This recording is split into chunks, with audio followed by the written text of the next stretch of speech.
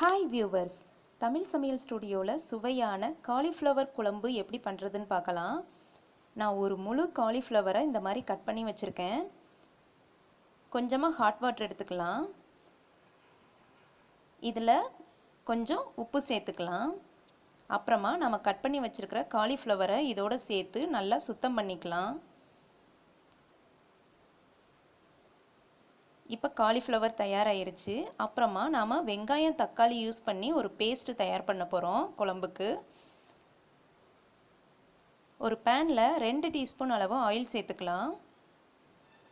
எண்ணெய் சூடான உடனே இதில் ஒரு பெரிய வெங்காயத்தை கட் பண்ணி வச்சுருக்கேன், அது சேர்த்துக்கலாம்.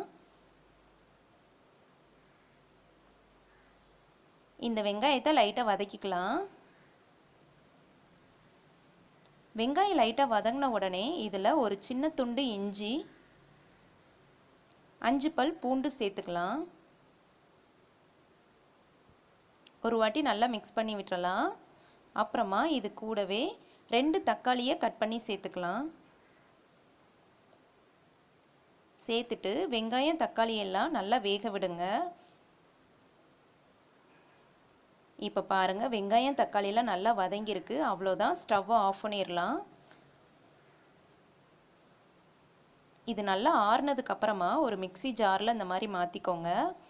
மாற்றிட்டு இது கூடவே 1/2 டீஸ்பூன் மஞ்சள் தூள், 1/2 டீஸ்பூன் மல்லித்தூள்,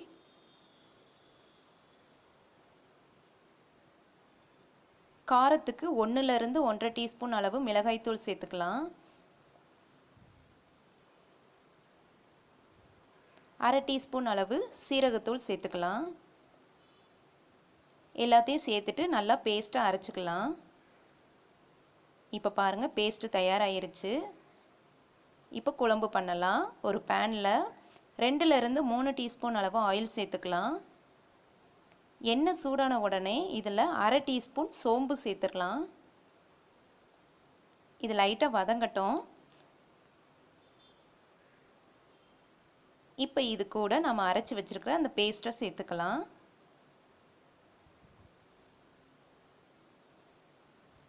குழம்புக்கு தேவையான அளவு உப்பு சேர்த்துக்கலாம். 1/2 டீஸ்பூன் அளவு பெருங்காயத்தூள். எல்லாத்தையும் சேர்த்துட்டு நல்லா மிக்ஸ் பண்ணி விட்டுறலாம்.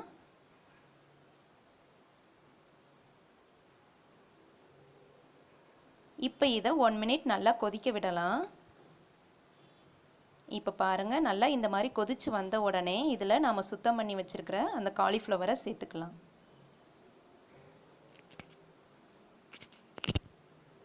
சேர்த்துட்டு நல்லா மிக்ஸ் பண்ணி விட்டுறலாம்.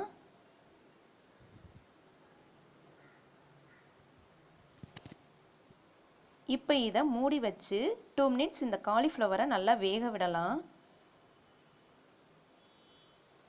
ஒரு மிக்ஸி ஜாரில் கொஞ்சமாக தேங்காய் எடுத்திருக்கேன், அதை சேர்த்துக்கலாம். இது கூடவே 1/2 டீஸ்பூன் சோம்பு,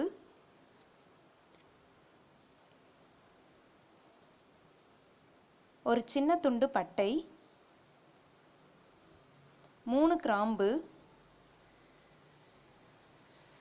2 ஏலக்காய், அப்புறமா கொஞ்சோண்டு தண்ணி சேர்த்து நல்லா இதை அரைச்சி எடுத்துடலாம். இப்போ தேங்காய் பேஸ்ட் தயாராகிருச்சு. இப்போ 2 மினிட்ஸ் ஆயிடுச்சு. குழம்பு ஓப்பன் பண்ணி பார்க்கலாம். காலிஃப்ளவர் நல்லா வெந்திருக்கு. இப்போ இது கூட நம்ம அரைச்சி வச்சுருக்கிற அந்த தேங்காய் பேஸ்ட்டை சேர்த்துக்கலாம்.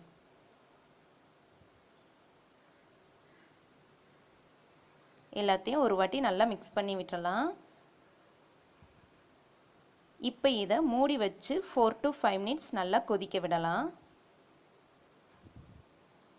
இப்போ 5 மினிட்ஸ் ஆயிடுச்சு. ஓப்பன் பண்ணி பார்க்கலாம். குழம்பு நல்லா வெந்து ரெடி ஆயிருச்சு. சுவையான காலிஃப்ளவர் குழம்பு தயாராகிருச்சு. நீங்கள் இந்த மாதிரி வீட்டில் ட்ரை பண்ணி பாருங்கள், ரொம்பவும் டேஸ்ட்டாக இருக்கும்.